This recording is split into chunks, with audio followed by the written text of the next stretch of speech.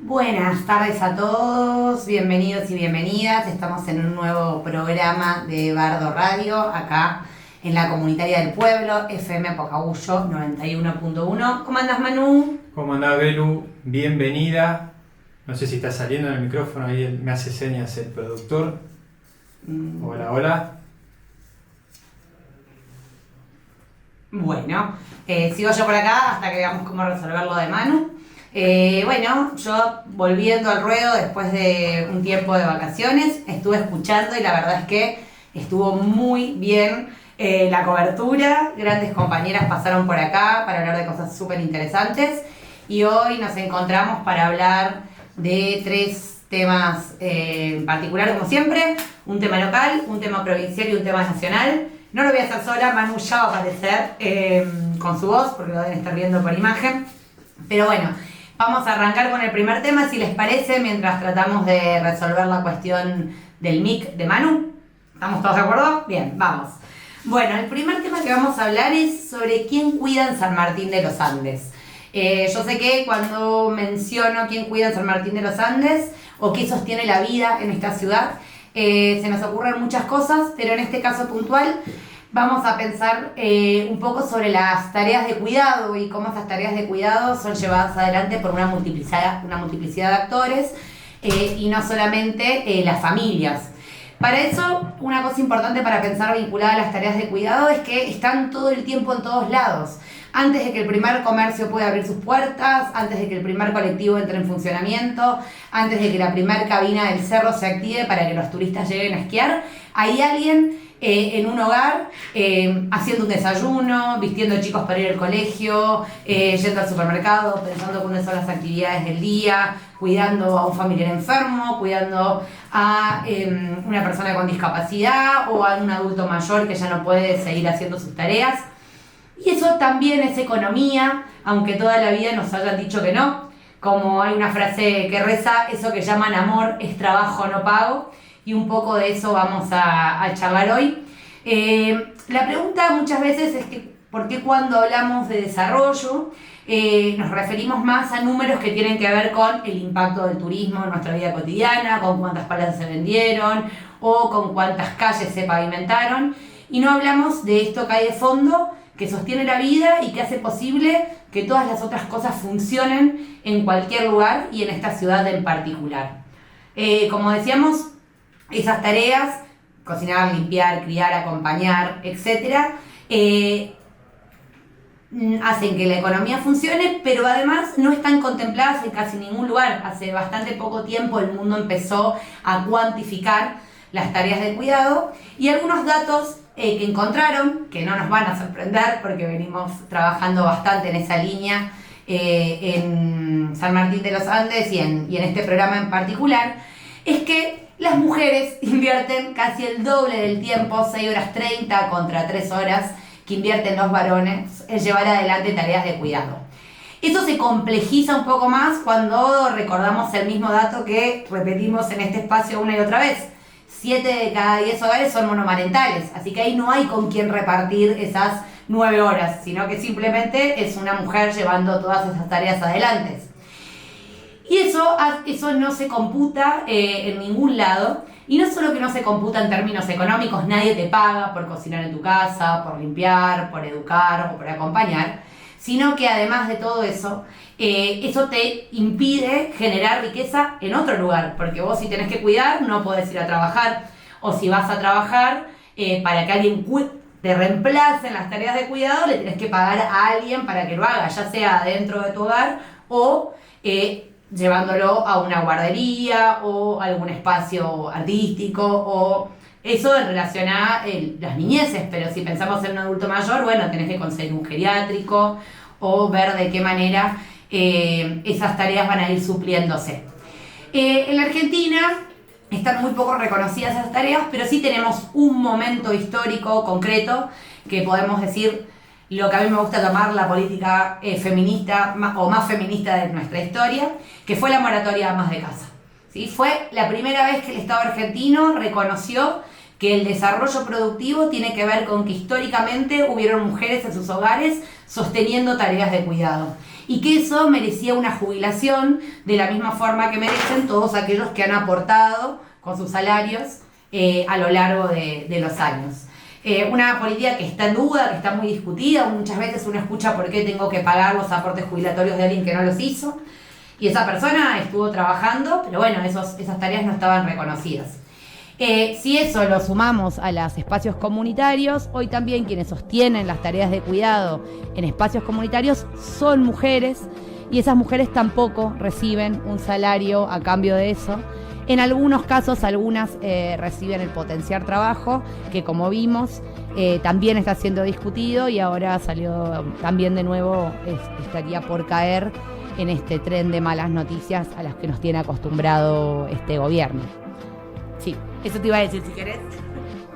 Vamos a ver cómo piloteamos esto, y entre el bloque 1 y el bloque 2 trataremos de solucionar.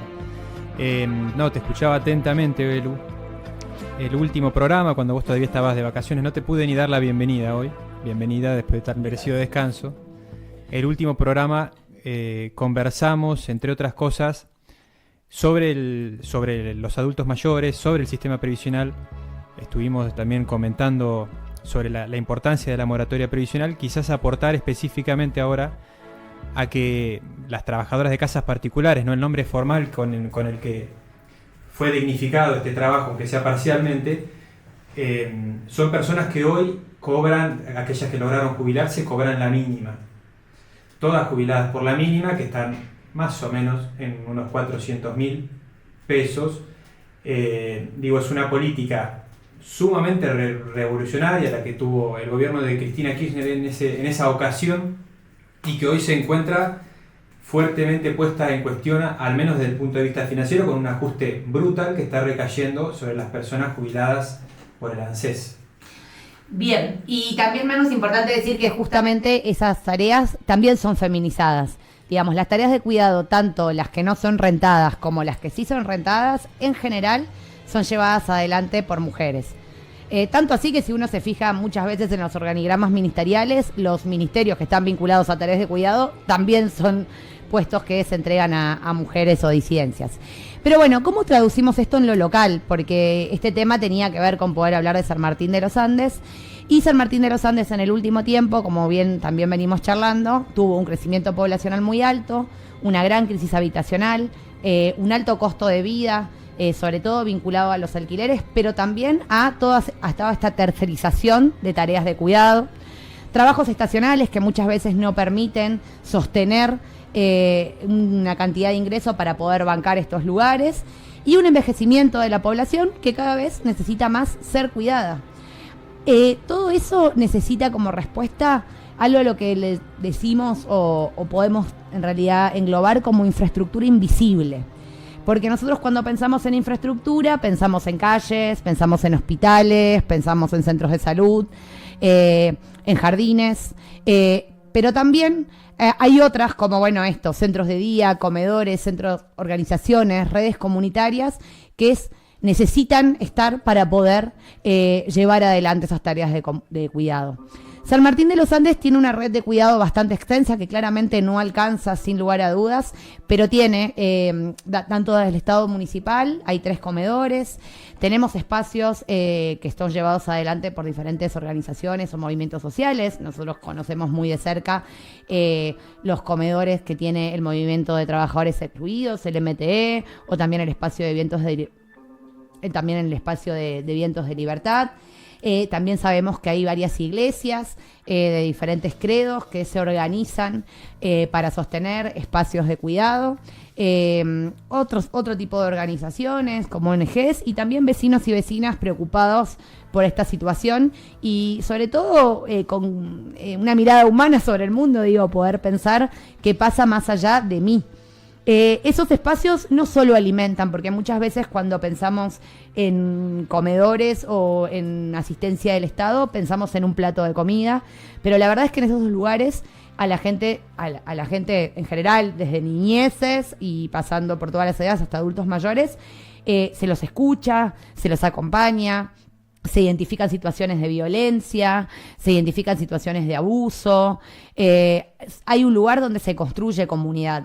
Entonces, las políticas de cuidado son claves, no solo porque, bueno, la vida tiene que poder llevarse adelante, sino porque mejoran la vida de un montón de personas que si no estarían completamente solas.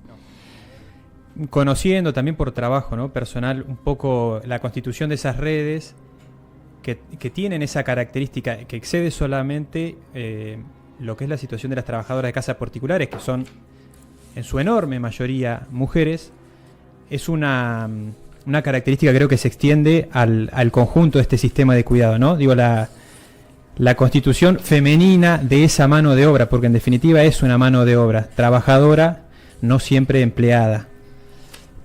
Efectivamente, perdón, a ver, no sé si se escuchó, efectivamente, Manu, eso era lo que estaba por contar, que esa red está también, en general, constituida por mujeres. Hay varones, pero son bastante menos en proporción. Y ahí aparece una pregunta que es, ¿quién cuida a quienes cuidan? Porque no puede ser solamente una cuestión de buenas intenciones, sino que todas esas mujeres y varones, pero sobre todo mujeres que están en esos espacios de cuidado, también tienen hijos a cargo, también tienen casas que resolver, también tienen comida que llevar a la mesa, también tienen sobrecarga mental pensando un montón de cosas. Y ahí también aparece una discusión que muchas veces se dio, que es, bueno, ¿a quién le corresponde? ¿Al Estado o a la comunidad? ¿Es la comunidad la que viene a reemplazar un Estado ineficiente o un Estado que no termina de alcanzar a llegar a todas las personas que necesitan tareas de cuidado? ¿O es un Estado que tiene que salir a reemplazar a esa comunidad organizada? Para nosotros la respuesta siempre es bastante sencilla, que no es Estado o comunidad, sino que es Estado más comunidad organizada, porque esas organizaciones conocen, y las personas que las integran, conocen el territorio. La gente, si uno habla con cada una de las personas que están en esos lugares, saben quién no vino a comer hoy, se dan cuenta si faltó 2 o 3 días, saben si están enfermos, si toman algún medicamento en particular, cuáles son las condiciones familiares. Hay una red de cuidados que tiene que ver con personalizar al otro y saber quién es y qué hace, pero el Estado tiene una obligación indelegable, que es la de garantizar derechos, presupuesto y planificación para que todo eso funcione. ¿Querés que probemos si funciona? A ver, ahora sí. Esa. Bueno, volvimos al aire. Aprovecho el momento para recordar a todos que estamos saliendo en vivo por Radio Pocahuyo 91.1 desde San Martín de los Andes. Pueden suscribirse, pueden aportar para sostener este medio comunitario tan importante en la localidad de San Martín de los Andes. Efectivamente. Y bueno, para ir llevando hacia el final esta columna, varias preguntas que quedan, sobre todo es, bueno, además de quién cuida en San Martín de los Andes, poder empezar a mirar un poco más de eso, poder ver cómo nos podemos acercar a reforzar esas redes de cuidado. También empezar a pensar cómo empezamos a medir el desarrollo de una manera distinta o a involucrar estas variables dentro del desarrollo cuando lo pensamos, porque realmente es imposible pensar una ciudad si no pensamos quién es capaz de sostener esas ciudades. Porque la verdadera infraestructura de una comunidad no son solamente sus calles, sus edificios, sus servicios, también son las personas que hacen posible que la vida se sostenga y continúe.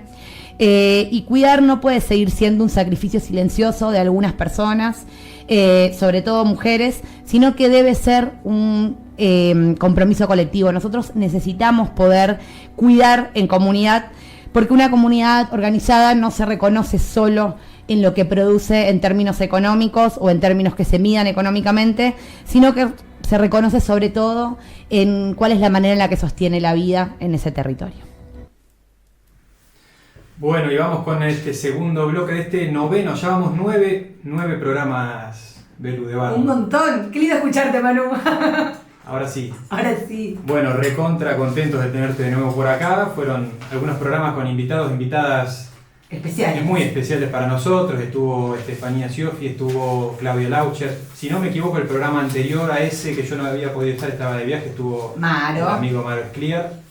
Pero bueno, recuperando ya la dupla original de Bardo, encarando este noveno programa, transmitiendo desde la radio Pocahuyo, desde San Martín de los Andes. Somos el Cuti y el Licha. Me gusta. Unos grandes centrales. Me gusta esa comparación. ¿Qué banda? De paso, aprovecho, como acá el productor nos dice que tenemos tiempo, hoy estamos bien, estamos sobrados, un bandón Norma de La Plata que estaba sonando ahora antes de Fuego de Octubre. Recomiendo a todos y a todas Bien. prestarle atención, darle un rato. Bueno, vamos a hablar en este segundo bloque de la que me atrevo a decir es una de las instituciones políticas, una de las instituciones sociales más importantes de la provincia de Neuquén. Creo que no hay duda de que es una de las instituciones de mayor relevancia por su tamaño, por su inserción territorial, por su inserción social, por las funciones que tiene y entre otras cosas también por los riesgos, ¿no? Por los peligros a los que está sometido semejante institución que hay que cuidar y que mirar con mucha atención. Estoy hablando del Instituto de Seguridad Social de Neuquén, el más querido por muchos de nosotros y nosotras más bien conocido como instituto, es el instituto. Para quienes no conocen, el Instituto de Seguridad Social de Neuquén es algo así como nuestro ANSES, ¿no? Es la obra social y el sistema previsional de los trabajadores de la provincia, trabajadores, empleados o empleadas provinciales, policías, docentes, trabajadores del sistema de salud, desarrollo social, bueno, todo el conjunto de instituciones públicas de la provincia, también los trabajadores municipales, ¿sí? Los trabajadores de todas las municipalidades de la provincia, que cobran su sueldo en la provincia de Neuquén, tienen un vínculo y son afiliados, son asociados al Instituto de Seguridad Social de Neuquén, lo que le da esta permeabilidad, esta inserción y esta centralidad en la vida de una parte muy importante de nuestra población. Desde ya, como todas las provincias, es una provincia con desigualdades, con diferencias, y vamos a aclarar desde el principio, no todos y no todas en esta gran provincia están inscritos, afiliados, asociados al instituto. Es importante saberlo porque vamos a nombrar algunas ventajas, algunos puntos fuertes que tiene también el instituto, y me parece importante poner sobre la mesa, ser honestos, ser sinceros, blanquear esta información. No todos y no todas tienen esta posibilidad, que en esta provincia es una posibilidad bastante de mucha relevancia. Como para que se hagan una idea, hay unos 230.000 afiliados al Instituto de Seguridad Social de Neuquén. Es casi un tercio de toda la población. Un número importante. Esto implica, por supuesto, a los afiliados directos, es decir, a quienes cobran, a quienes cobramos. Yo trabajo en la provincia de Neuquén, quienes cobramos nuestro sueldo como trabajadores de la provincia, alcanza a quienes están jubilados, jubiladas, y después lo que son los afiliados indirectos, ¿no? A los familiares, a las parejas, a los hijos. Con lo cual, digo, esta es una institución de muchísima permeabilidad, con muchísima historia. El último pueblo del lugar más lejano, la capital de Neuquén, tiene trabajadores y trabajadoras afiliados al instituto, por lo cual, digo, esta institución tiene muchísima relevancia, no solo por lo que ya hace, sino también por lo que podría llegar a ser. Tiene unos 36.000 jubilados o jubiladas, si no me equivoco, lo trabajamos hace poco también acá en Bardo, jubilados por el instituto. Pero bueno, además de cumplir el rol de obra social de los trabajadores y de las trabajadoras de la provincia, y además de ser el sistema previsional, es decir, de sostener a los jubilados a partir de los aportes que realizan los trabajadores activos, tiene un tercer pilar que vamos a tratar de desarrollar, aunque sea brevemente, que es también el pilar turístico. El instituto tiene toda una red de hoteles en la provincia, hay uno acá en San Martín de los Andes, hay uno en Cabiahue, hay uno, si no me equivoco, en Barbarco, bueno, cerca de Domullo.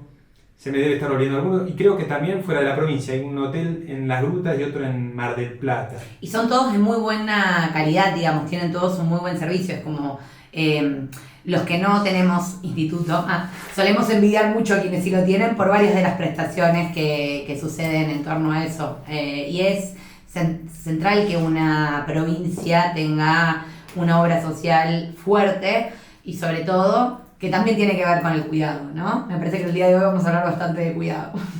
Bien, y que decir también además que es una institución pública. Esto no ocurre en todas las provincias. Todos sabemos que hubo un proceso de fuerte ajuste y de sistemática privatización de las instituciones públicas en los años 90. Hubo muchas obras sociales provinciales que fueron privatizadas o que nacionalizaron sus cajas previsionales y que hoy forman parte o están alcanzados por el ANSES, por ejemplo.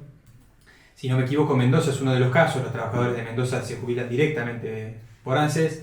En el caso de Neuquén, es una institución que logró ser resguardada en los años 90, que sigue siendo de la provincia, al igual que, por ejemplo, el Banco Provincia de Neuquén. Entiendo que las únicas dos provincias con esas características son Chaco y Neuquén. Todo el resto, en algún momento tuve que hacer un trámite y los aportes tuve que consultarlo en cada una porque no estaba con ANSES registrado como todas las demás. Bueno, lo sabes de primera mano, entonces tenés algunos años de aporte a la obra social de Chaco, ¿no? Claro que sí, claro que sí.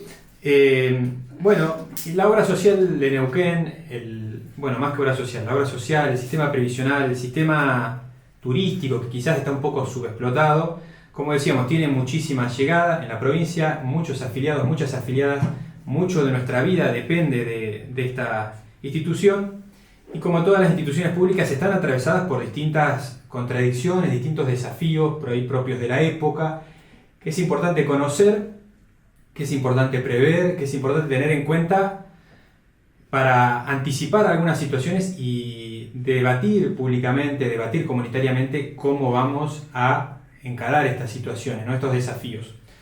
Uno de ellos, por supuesto, viene siendo el cambio en la pirámide poblacional, el cambio demográfico. Esto es algo que no atraviesa solo Neuquén, aunque en Neuquén pega con particular fuerza, que es el achicamiento, digamos, de la población más joven.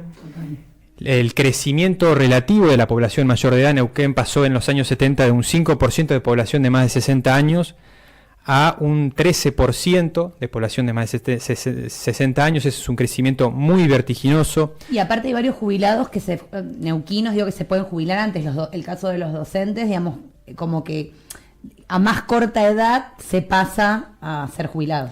Exacto, bueno, depende el rubro, depende el gremio. Hay algunos gremios que se jubilan a los 52, a los 55. También depende, por supuesto, del género de la persona que se va a jubilar. Las mujeres en el sistema educativo, por ejemplo, se jubilan 3 años antes.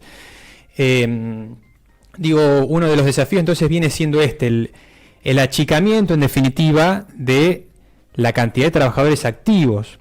Instituto tiene esta particularidad y en general es lo que ocurre con los sistemas públicos de reparto y solidarios previsionales, en los cuales el dinero de los jubilados y de las jubiladas es aportado por los trabajadores activos. Es una concepción institucional y filosófica, diría yo, muy distinta a la de las viejas y conocidas AFJP, que están intentando instalarse nuevamente en Argentina, según las cuales cada uno realiza sus propios aportes, ¿no? Construye su propia caja jubilatoria.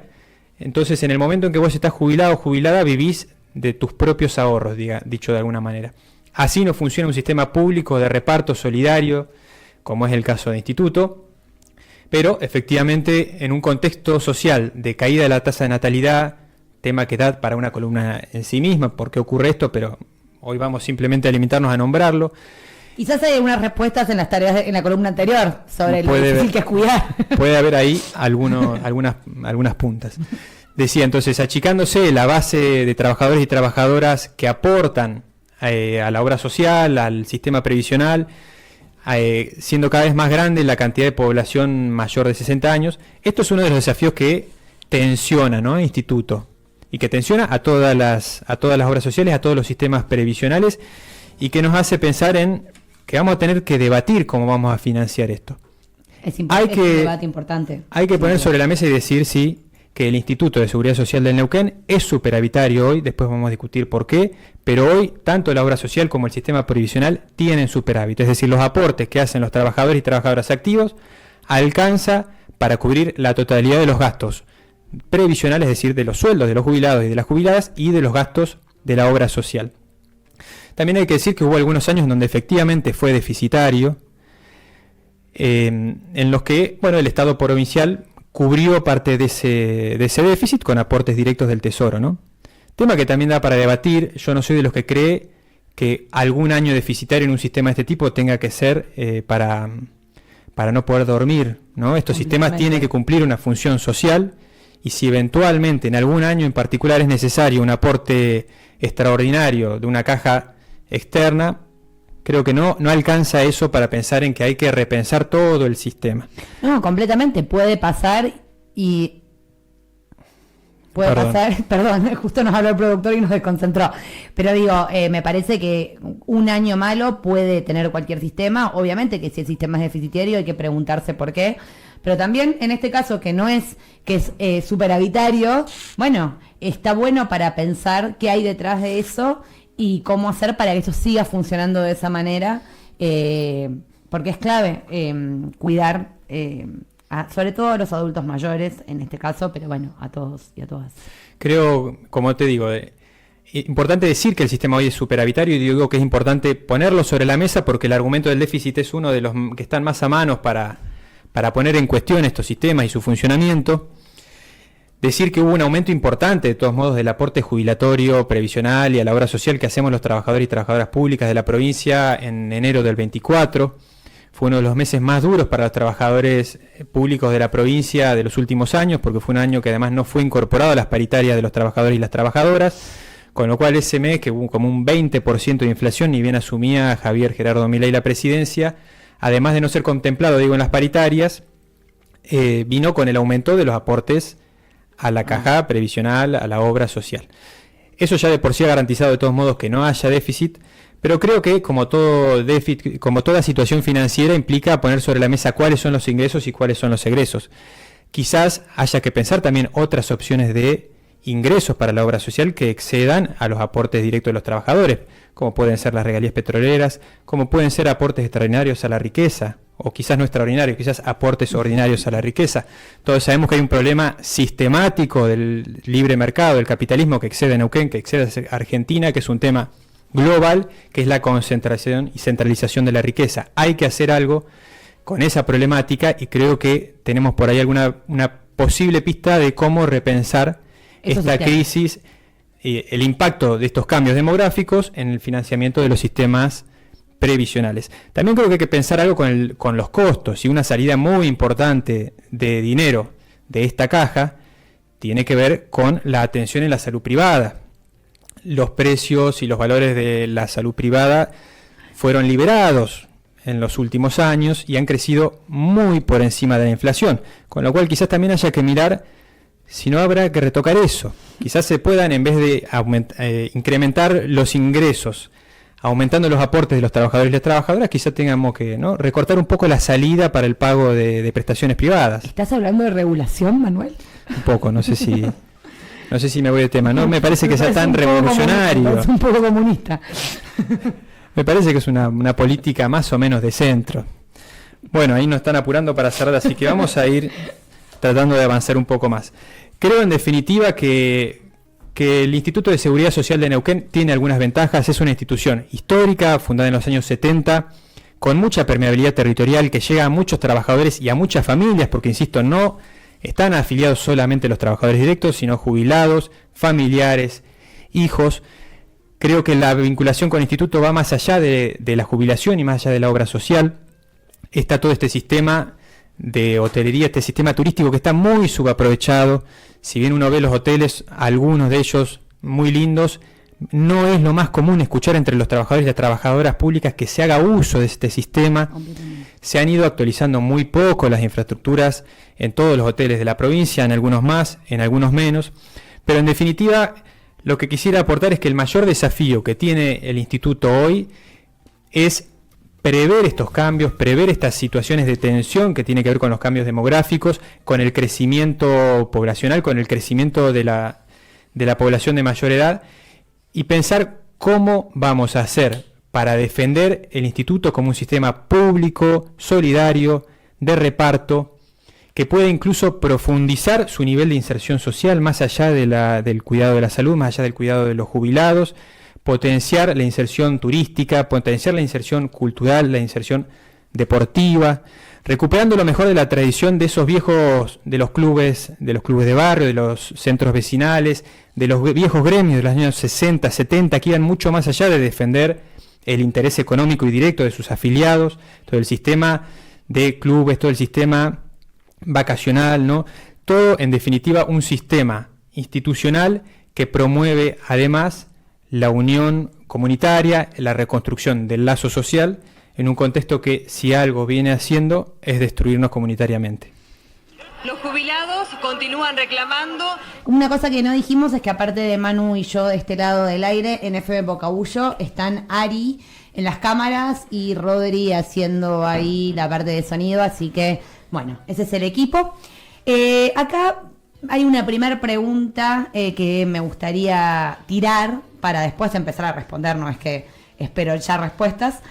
¿Puede un país seguir siendo soberano si pierde el control de su territorio? Eso es así como para que llegue en el aire, porque lo que vamos a hablar en esta columna es de que el próximo 6 de agosto vuelve al Senado la ley conocida como de inviolabilidad de la propiedad privada, ¿sí? Un nombre que es completamente mentiroso. Esa es la primera operación política que queremos destruir en esta columna, que es decir que es una trampa hablar de propiedad privada. No estamos hablando de ni a favor ni en contra. La propiedad privada en este país no está protegida por ninguna ley en particular, sino por la Constitución Nacional en su artículo 17, o sea que eso va a seguir de la misma manera.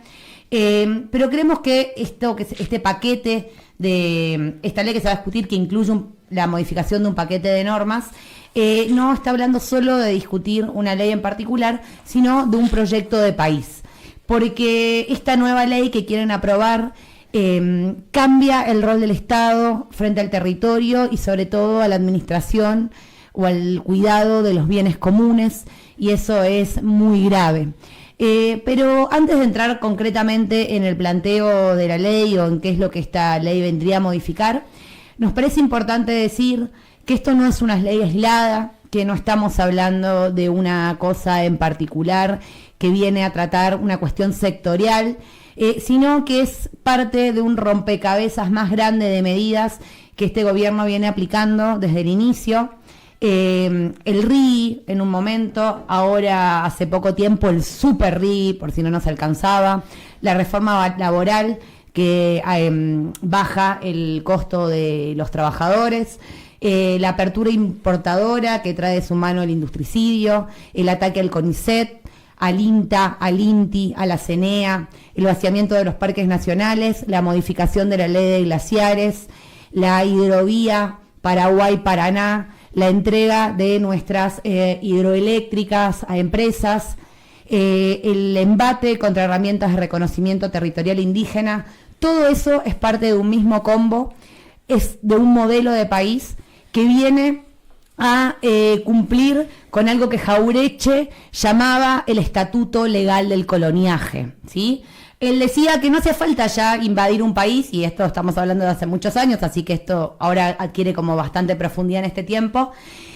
Alcanza con modificar leyes y con meterse institucionalmente para que la tierra, el agua, la energía, la producción, la ciencia queden en manos de extranjeros foráneos y no de quienes habitamos este territorio. ¿Qué Estado quieren? Bueno, el problema es que no están destruyendo el Estado en sí, sino a las capacidades soberanas que tiene el Estado argentino. Por eso se meten con todas estas instituciones que yo mencioné hace un ratito. Y antes de ir a la parte central de este proyecto de ley que tiene que ver con la modificación de tierras rurales, no sé si Manu, porque arranqué así como muy para adelante, ¿querés sumar algo? No, estaba pensando por ahí en algún ejemplo concreto, ¿no?, de alguna persona extranjera que hoy esté controlando una porción importante de territorio nacional. Digo porque por ahí alguno puede pensar, ¿cuál es el problema? Simplemente van a ser dueños de tierra, como puede ser cualquier terrateniente en este país. De hecho, es un poco el argumento, me parece, que usa Patricia Bullrich. Pero tenemos un ejemplo muy concreto, que es el caso de Joe Lewis. Tenemos un gran propietario de tierra argentina que controla además el acceso y el usufructo de un lago entero en la Patagonia, en una zona de frontera.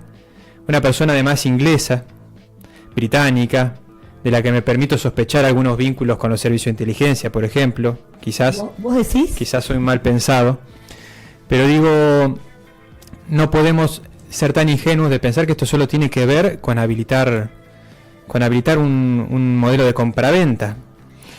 Sí, hay una cosa bastante importante que es, a diferencia de Shakira, a nosotros no se nos acaban los argumentos, como a Patricia, Y sí es importante decir que cuando hablamos de extranjerización de la tierra, no estamos diciendo que la gente que elija venir a vivir a nuestro país o a trabajarla no puede comprarse un pedazo de tierra.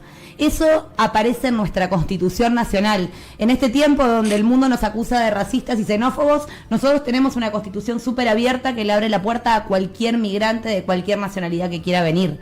Lo que nos preocupa es que cuando hablamos de extranjerización de la tierra, es la concentración de la tierra en manos de capitales extranjeros. De eso estamos hablando cuando hablamos de extranjerización. Por eso quieren llevarse puesta la ley de tierras, la 26.737, ley que fue votada en el Congreso de la Nación en el año 2011 casi unánimemente. En senadores solo tuvo un voto en contra, en diputados una amplia mayoría. Y esa ley establecía algunas cuestiones importantes que hoy quieren hacer desaparecer. Por ejemplo, que la tierra argentina solamente podía llegar hasta el 15% en manos de extranjeros. Tengo una noticia, todavía está muy lejos del 15%. Hoy en Argentina solamente el 5% de la tierra está en manos extranjeras. Son 13 millones de hectáreas, la superficie actual de la provincia de Santa Fe o de Inglaterra, justamente si queremos hablar de ese país. Sin embargo, más allá de que la gente podía venir a comprar tierra, eso establecía que ese 15% no solo tenía que ver con el país en general, sino que también se aplica provincial y departamentalmente. En ese sentido, la ley, según el Observatorio de Tierras, página que recomendamos entrar a leer, viene siendo incumplida en muchos departamentos, en 36 concretamente, y uno de ellos, el departamento Lácar, en un ratito hablamos de eso. Otra de las cosas que planteaba la ley de tierras, aparte del 15%, era que esas tierras no podían ser compradas. Ese 15% no podía corresponder todo a un mismo país, o sea, no podía ser una misma nacionalidad la que adquiera ese territorio. No podía ser el Estado de otro país, o sea, no podía ser un país quien venga a comprar esas tierras. Y además establecía que esas tierras, digamos, no podían ser vendidas ni en zonas de frontera, ni con cuerpos de agua, y además creaba el registro de tierras que permitía tener un control y un conocimiento sobre esa cuestión. Como vemos, había algunos incumplimientos porque la historia que vos acabas de contar de Lewis está en zona de frontera, bueno, lo dijiste muy bien, tiene un lago, etcétera. O sea que ya había algunas cosas que no funcionaban. Hay otro ejemplo, creo que más reciente, no puedo decir con total certeza el nombre del comprador, pero es, si no me equivoco, un emir de Emiratos Árabes Unidos. Exactamente. Eso hubiera convertido a Bariloche en el 37 departamento superando la ley de tierras. Hoy Bariloche tiene el 14% de manos extranjeras, con la compra de esas 14.000 hectáreas hubiera llegado creo que al 30%. ¿Por qué decís hubiera eso? ¿Se canceló? Sí, fue una compra hecha a través de un testaferro y ahora está judicializada, felizmente. Bueno, un buen ejemplo para variar. Fue toda una triangulación con testaferros, con participación del gobierno de la provincia de Río Negro, y creo que con no sé si algún deportista. Y con Gastón Gaudio, digámoslo. Con algún intermediador ahí que debe haber cobrado algún retorno. Algo por ahí. Pero bueno, el departamento de Lácar en el que vivimos, no estamos hablando de algo demasiado lejano, el departamento en el que vivimos tiene 257.346 hectáreas en manos extranjeras. El 54% de nuestra superficie, es decir, somos el cuarto departamento en cantidad de tierras extranjerizadas, así que fíjense, si bien es un tema nacional, no es importante que podamos pensarlo localmente. Además de la cantidad de tierras, otra de las cosas que modifica este paquete normativo, y me parece importante hacer hincapié, es la ley de manejo del fuego, ¿sí? En el hecho de que las tierras que hoy son post-incendio no pueden ser vendidas ni loteadas. Eso también busca modificar esta ley. Eso es un problema gravísimo, sobre todo en lugares como el que nosotros vivimos. Nosotros sabemos, porque lo charlamos en este programa, que no es que la mayoría de los incendios son intencionales, pero sí es verdad que hoy está esa prohibición, y si esa prohibición se corre, puede ser que realmente aumenten los incendios, como pasa en otros lugares, con fines especulativos e inmobiliarios. Por otro lado, también se mete con la ley de barrios populares, ¿sí? Quitándole funciones al Estado Nacional en ese sentido y no delegándoselas a nadie más. Además, también se mete con la expropiación. La expropiación es una herramienta central del Estado para poder planificar qué quiere hacer. Se expropia para hacer escuelas, para hacer rutas, y esa expropiación nunca es sin una contraparte, digamos, no es que te sacan la propiedad privada, al contrario, eso siempre es subsidiado por el Estado y lo hace solo cuando es un caso de interés público. O sea que no es solo una ley, es un paquete de leyes el que viene a modificar, cambiando un poco las reglas del juego sobre nuestro territorio. Y quiero decir dos cositas antes de dejarte, Manu, que es que cuando hablamos de tierra no solo hablamos de un lote en términos inmobiliarios, hablamos de cuencas hídricas, hablamos de agua dulce, y esto hablamos, bueno, de bienes de suelo para la producción, de minerales que hay bajo ese suelo. Estamos hablando de bienes comunes estratégicos para el sostenimiento de la vida, y estamos tomando la decisión de entregárselo a capitales extranjeros concentrados que han decidido correr algunas industrias de sus países para poder cumplir con las cuestiones ambientales, para poder llevar esos pasivos a países tercermundistas como el nuestro. Entonces, estamos hablando del futuro de nuestra tierra y estamos hablando de una pérdida muy grande de soberanía en términos de decidir quién hace qué en nuestros territorios. Y por último, también podríamos vincular un poco, si bien no de manera directa, nosotros vivimos en el departamento con más tierras en manos extranjeras, el cuarto en realidad, y tenemos un precio del suelo muy, muy alto. Bueno, quizás pensemos si no hay una vinculación entre la falta de acceso a la vivienda que tenemos quienes vivimos acá y que esas tierras estén en manos de gente que vive en otros países del mundo. Bueno, creo que es muy importante pensar este proyecto de ley que espero las organizaciones sociales, los movimientos políticos, los partidos, organizados o no organizados, se movilicen y logremos construir la mayor fuerza posible para frenar alguno de estos, aunque sea alguno de los artículos más importantes.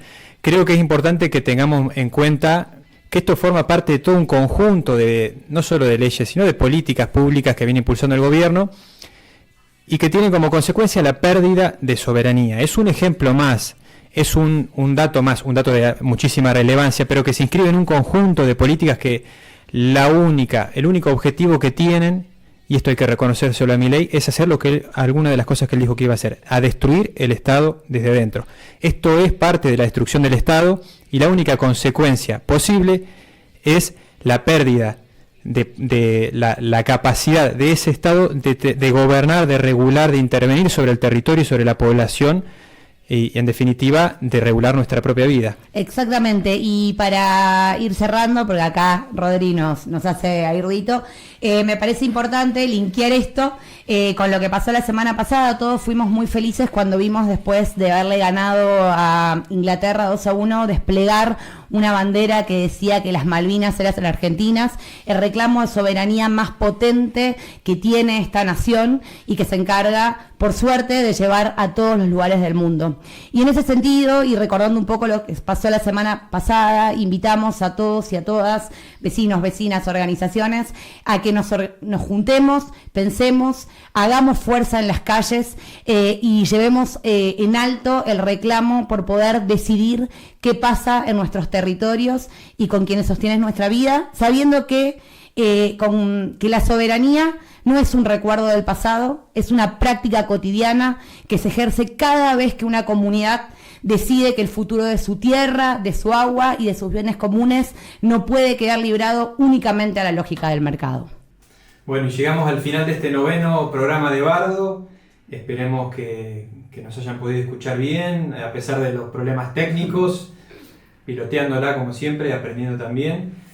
Mandamos un saludo a todos y a todos aquellos que nos estén escuchando, a todos y a todas quienes trabajan en este equipo para que este programa pueda salir, a la radio Pocahuyo que nos aloja y de quien somos parte también.